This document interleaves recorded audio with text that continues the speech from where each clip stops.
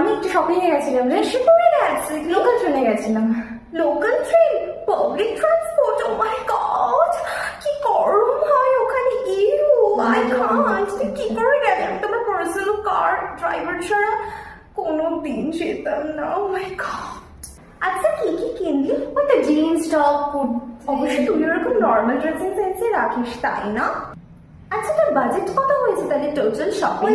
15K around. 15K only?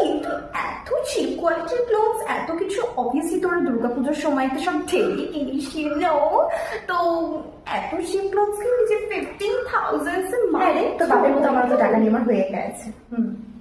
তোর budget কিরম কিরম কি? আমার বাবা তো আমাকে 6 lakhs দিয়েছে, আমার মামু আমাকে 2.5 lakhs দিয়েছে, আমার বুবু আমাকে 1 lakhs দিয়েছে, আরো তো আমি এক্সট্রা পকেট মানি পাই, তো আমি সেখান থেকে প্রায় 25টা ড্রেসেস কিনেছি, সব ব্র্যান্ডেড কোয়ালিটি, আমাকে তো সবাই ঘুরে ঘুরে দেখে।